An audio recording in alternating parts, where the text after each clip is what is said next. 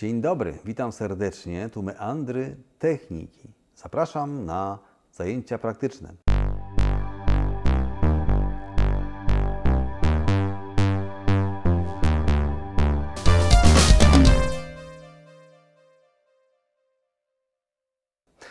Ja już właściwie od dobrych kilku dni bawię się tym zestawem.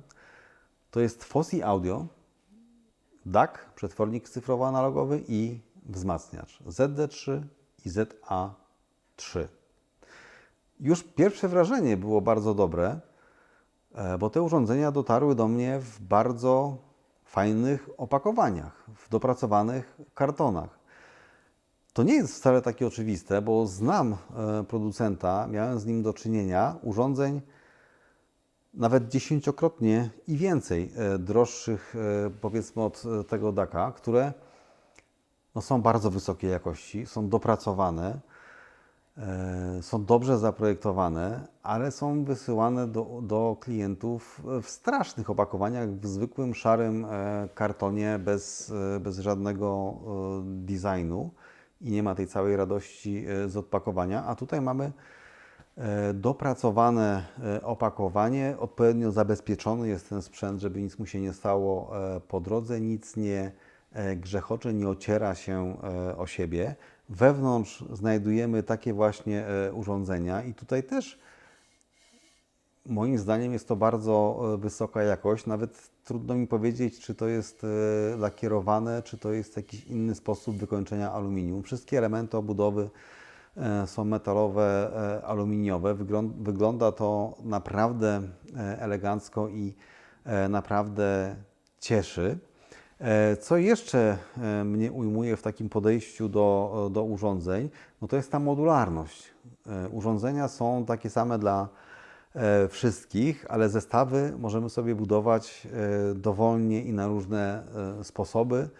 Już nawet nie mówię o czymś takim, że mogą stać jedno na drugim, jedno obok drugiego, ale możemy też różnie dobierać te komponenty i na różne sposoby je wykorzystywać. I na przykład DAC, przetwornik, może być naszym centrum, które będzie łączyć różne źródła cyfrowe. Tu jest całkiem spory zestaw gniazd wejściowych. Mamy klasyczne wejście koaksjalne, optyczne. Mamy wejście USB, moim zdaniem bardzo istotne, bo możemy w ten sposób podłączyć komputer, laptopa i stanie się on źródłem bardzo wysokiej jakości dźwięku. Możemy podłączyć, tak jak w moim przypadku, taki miniaturowy komputerek, który jest dedykowanym odtwarzaczem audio z systemem Volumio na pokładzie. Albo jeszcze coś zupełnie innego, co tylko przyjdzie nam do głowy ze złączem USB. Wreszcie jest wejście HDMI ARC, które pozwala na wyprowadzenie z telewizora cyfrowego sygnału audio przez ten kabel HDMI. No i ta antenka to jest antenka Bluetooth, więc też jest wejście tego rodzaju. Wyjścia mamy dwa. Symetryczne ze złączami RCA i symetryczne ze złączami XLR. To się staje standardem w tej chwili w lepszej jakości sprzęcie. Ja zauważyłem, że poziom sygnału z tego wyjścia niesymetrycznego RCA jest nieco niższy od tego XLR, więc pierwsze wrażenie może być takie, że ten XLR brzmi lepiej, bo troszkę głośniej. Generalnie powinien brzmieć lepiej. Natomiast tutaj wszystko brzmi bardzo dobrze. Przetestowałem na tym wszystkie kolumny, jakie mam w domu i efekty są naprawdę fajne. No może takie duże kolumny, które mam w salonie, nie prezentują całych swoich możliwości z tym maleństwem, ale te, no po prostu rewelacja. Jeszcze jedna funkcjonalność, która tutaj jest i jeszcze jedna para złączy z tyłu, to są złącza typu trigger 12V. I tutaj chodzi o sterowanie całym zestawem, ponieważ pilot obsługuje tylko DAC-a. Nie sterujemy za pomocą pilota tym wzmacniaczem.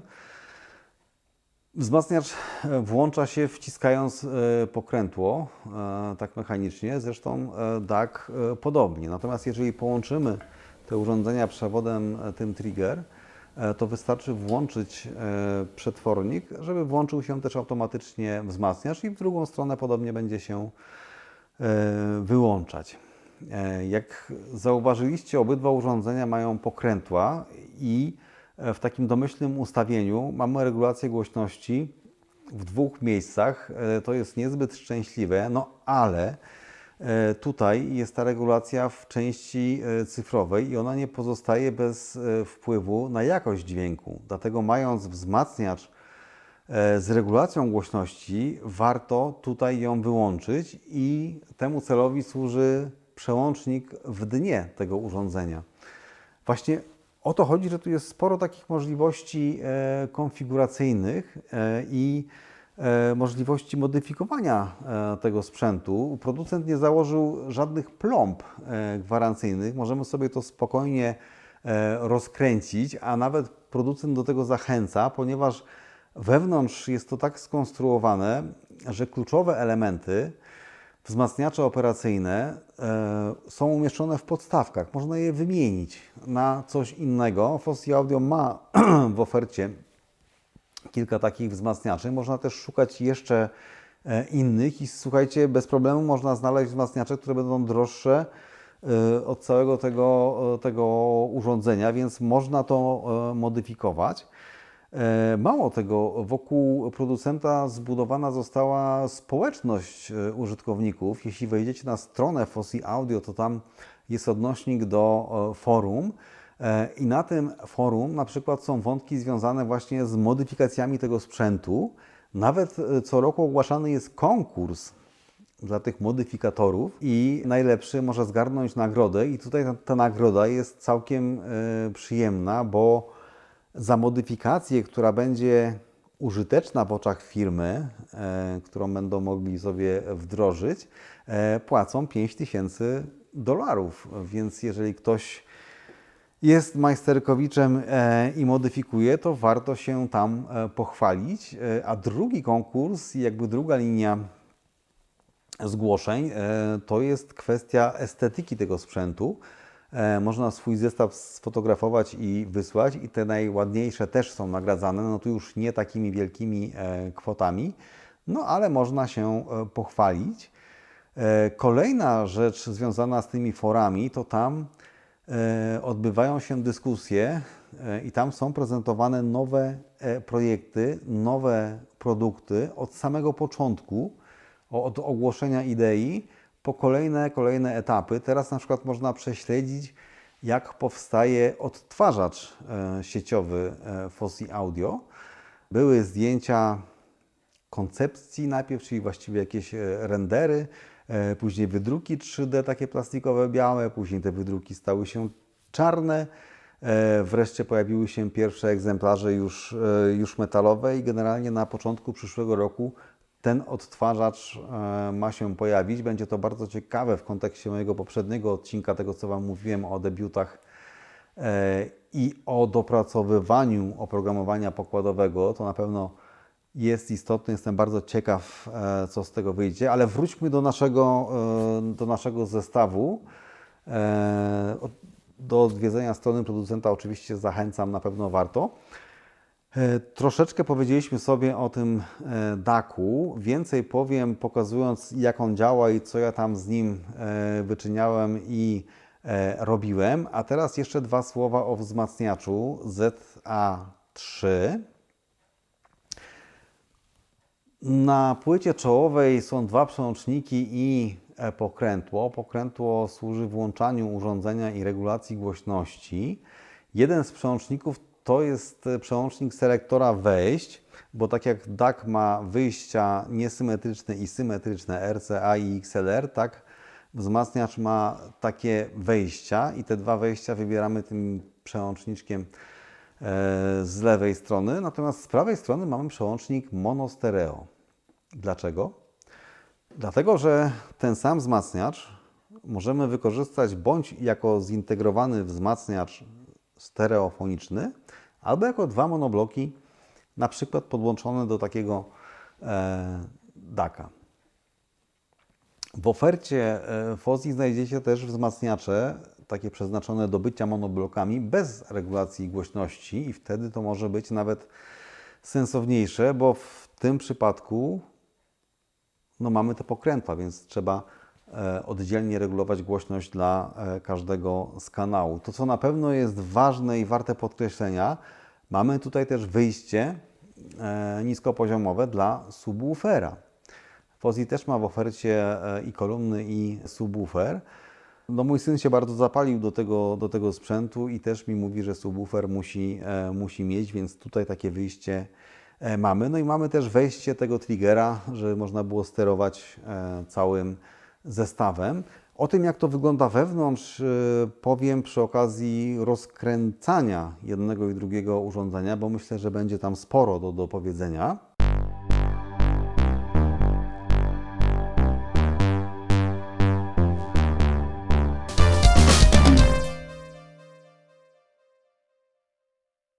Zabawę czas zacząć. Urządzenia są gotowe, pozostaje je połączyć ze sobą i z innymi elementami systemu muzycznego. Do połączenia między DAC-iem a wzmacniaczem mamy do wyboru dwie drogi. Tor niesymetryczny RCA i symetryczny XLR, a skoro mamy ten symetryczny i skoro on zapewnia wyższą jakość, to takie rozwiązanie wybieramy. Kanał pierwszy i kanał drugi. Dalej potrzebne jest jeszcze jedno połączenie między nimi do sterowania, a więc trigger. DAC ma wejście i wyjście, a wzmacniacz tylko wejście. Teraz myślę, że możemy podłączyć przewody głośnikowe. Pierwszy i drugi.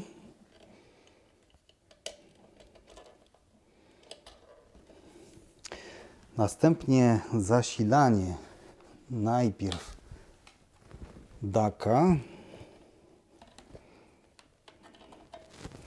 następnie wzmacniacza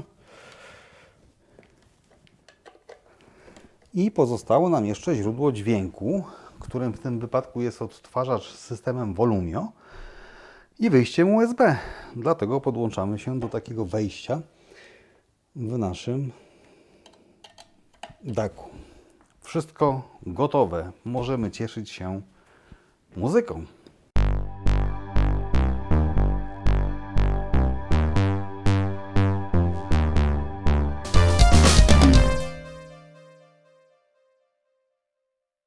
No to zaczynamy. Uruchamiamy sprzęt, a w telefonie aplikację Volumio. Volumio VM23 to jest ten nasz odtwarzacz. I zaczniemy od plików wysokiej jakości. Najpierw 192 kHz i 24 bity. Wygląda na to, że działa. Sprawdzimy inny utwór. No to może 44 kHz i 24 bity.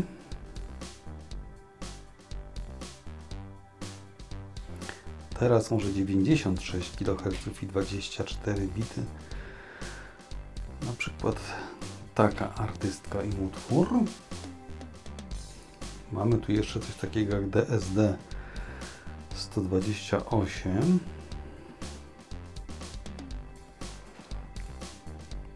Nawet 5,64 MHz. Ale tutaj widzę, wyświetla nam się mniej. MQA. Tu zdaje się nie ma wsparcia dla MQA. Niemniej jednak utwór się odtwarza.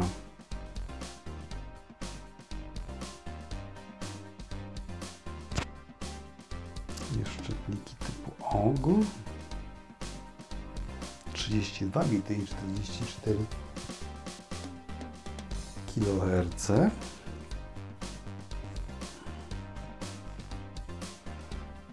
SACD, czyli obrazy płyt.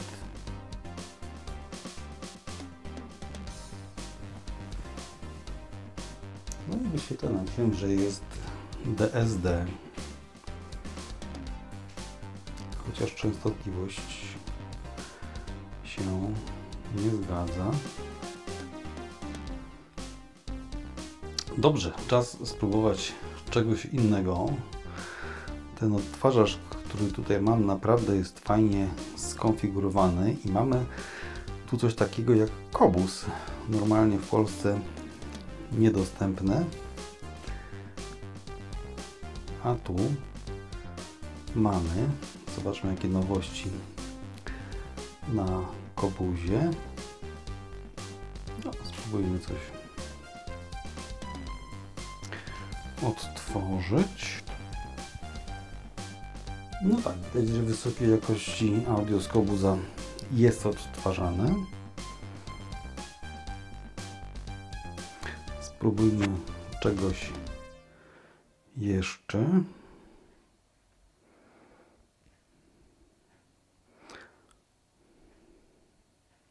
No jak Cranberries, to musi być zombie.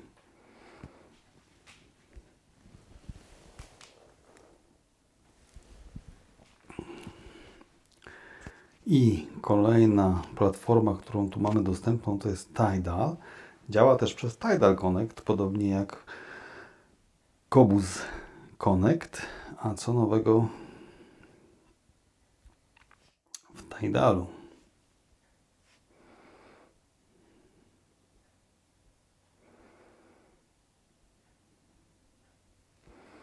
No zobaczmy na przykład tutaj.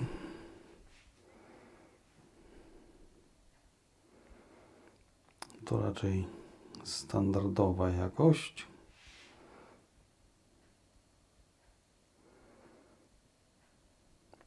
O, tu jest 44 kHz, ale 32 bity. No dobrze. Czas na następną platformę. Spotify jakoś bardziej umiem się poruszać.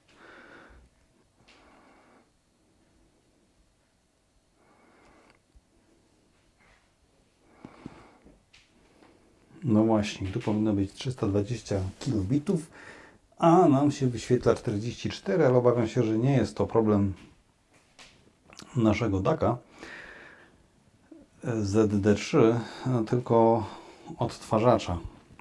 Możemy jeszcze od innej strony tą muzykę odtworzyć, wchodząc do aplikacji Spotify i tutaj coś sobie wybrać.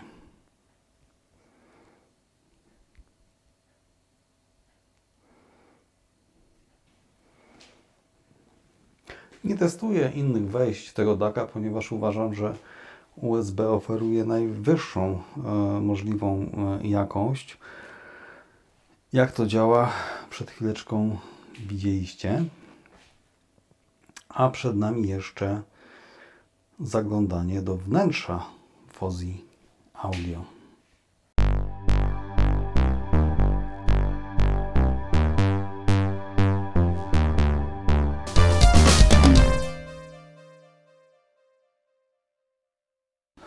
No dobrze, spróbujmy rozebrać ten wzmacniacz i przy tym go nie uszkodzić. Żeby go rozebrać, musimy odkręcić dwie śruby w jego dnie.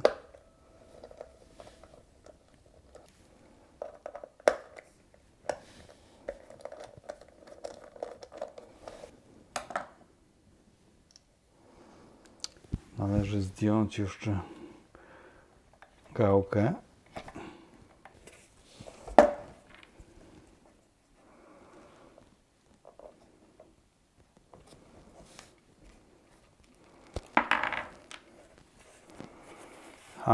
Udało się bez większych strat to zrealizować, ale potrzebujemy jeszcze jedno narzędzie.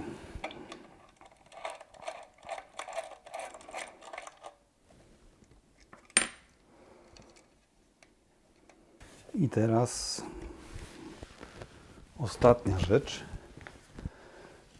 Dwie śrubki tutaj z tyłu należy wykręcić.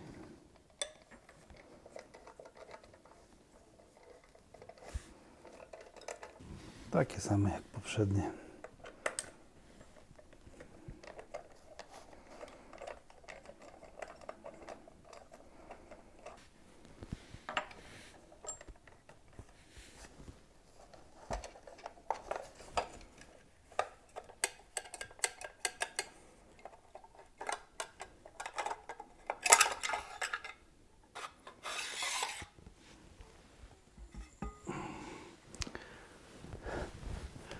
Tak to wygląda. Tu podobna historia też. Musimy zdjąć gałkę, tylko trudniejsza sytuacja, bo nie mamy jak podłożyć dźwigni. Zeszła. Żeby ich teraz nie pomylić. Są różne wielkości, nie pomylą się.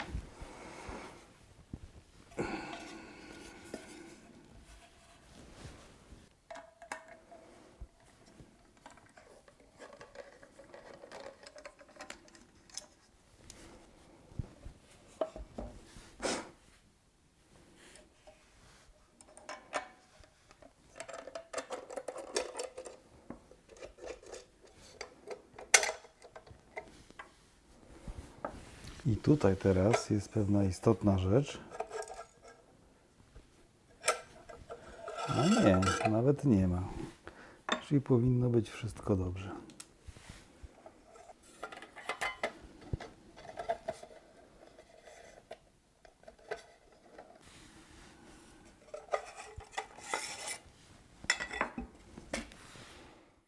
Cóż możemy powiedzieć o wnętrzu przetwornika ZD3? Otóż kluczowy element to jest to maleństwo tutaj. To jest przetwornik firmy ESS ES9039Q2M. Całkiem w sumie niezły. To jest strona producenta. Jest jakaś liczba przetworników 8-kanałowych i stereofonicznych, dwukanałowych i ten nasz znajduje się tutaj, ES9039Q2M, opisany jako nowość i tak patrząc po tej specyfikacji, to wszystko mający technologia HyperStream 4, czyli najbardziej zaawansowana z tych tutaj dostępnych, tryb sprzętowy, tryb TDM. Tuż obok widać 3 wzmacniacze operacyjne w obudowach DIP-8, które można łatwo wymienić, ponieważ zostały umieszczone w podstawkach. Te układy, które tutaj się znajdują, to LME 49720NA i w ofercie Fozzi znajdziemy kilka innych. Można oczywiście też szukać poza ofertą Fozzi Audio. Co jeszcze? Ta mała płytka to płytka łączności Bluetooth. Tutaj zdaje się znajduje się główny procesor i tu układ XMOS. Od frontu wyświetlacz i encoder. A to wycięcie to jest miejsce na przełącznik czy też włącznik trybu bypass, jeśli nie chcielibyśmy regulacji głośności w DAC-u, a dopiero dalej w następnym elemencie naszego zestawu. A cóż ciekawego znajdziemy we wnętrzu wzmacniacza ZA3? No myślę, że całkiem sporo dobrych elementów, bo mamy tutaj kondensatory Wima niemieckie, NCC japońskie i te wszystkie małe elektrolityczne to są Elny też japońskie, cewki w tym miejscu Sumida również z Japonii i to, czego nie widać z tej strony, bo jest po drugiej stronie płytki, to układ wzmacniacza Texas Instruments TPA 3255, 315 W stereo lub 600 mono, dlatego może nam pracować w tych dwóch trybach. Zasilano od 18 do 53 V, dlatego zasilacze w Fozzi Audio są aż do 48 V. No i oczywiście są także na podstawkach wymienne wzmacniacze operacyjne, więc zarówno DAC, jak i wzmacniacz pozwala nam personalizować ten wzmacniacz, uaktualniać go, ulepszać, uszlachetniać, szukać jeszcze lepszego brzmienia. A tak wygląda płytka od spodu. Samego układu wzmacniacza nie zobaczymy, ponieważ jest przykryty takim radiatorem, ale to też zasługuje na pochwałę, ponieważ jest to układ odprowadzający ciepło z tego wzmacniacza do obudowy, która przecież cała jest aluminiowa. A tu na powierzchni tego radiatora widzimy pastę termoprzewodzącą, więc to rozwiązanie naprawdę jest przemyślane i rzeczywiście działa. Zasilacz do DAC-a jest dość niewinnym urządzeniem, natomiast zasilacz do wzmacniacza jest już całkiem sporym urządzeniem. 48 V i 250 W.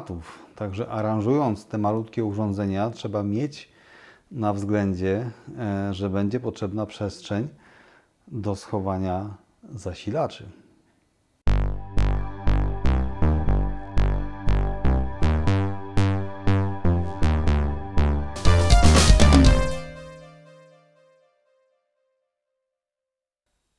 Wydaje mi się, że jest to zestaw godny jakiegoś zainteresowania, bo za naprawdę niewielką cenę otrzymujemy całkiem dopracowane urządzenia, które naprawdę mogą cieszyć. Jeśli chcecie zobaczyć, ile kosztują albo kupić, to odnośniki znajdują się pod filmem, a na hasło Meandry dodatkowy rabat, więc nie zwlekajcie.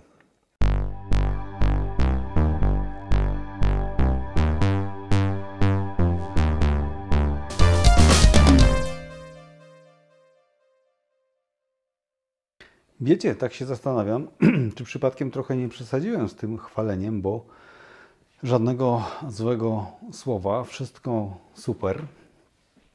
No ale myślę, że to wynika z jakości tego produktu i z jego niewielkiej ceny. Oczywiście miałem do czynienia ze znacznie droższym sprzętem, też zaglądałem mu do środka i no, można tam znaleźć znacznie więcej, natomiast nie oszukujmy się, za te pieniądze dostajemy naprawdę dużo. No ale jakbyśmy tak się przyjrzeli, to czy da się znaleźć coś, z czego można być niezadowolonym, albo coś, co można by poprawić jeszcze? No to, co zauważyłem, to na przykład brak możliwości regulacji poziomu świecenia wyświetlacza. Można go co prawda wyłączyć całkowicie, kiedy słuchamy muzyki, ale regulować się nie da. Są też pewne odstępstwa od designu, powiedzmy, bo jak popatrzymy teraz na te dwa urządzenia, bardzo oczywiście podobne i bardzo pasujące do siebie, ale jednak zupełnie inaczej rozwiązano gałkę w jednym i drugim. W DAC-u jest ona schowana wewnątrz płyty czołowej, we wzmacniaczu jest na tej płycie.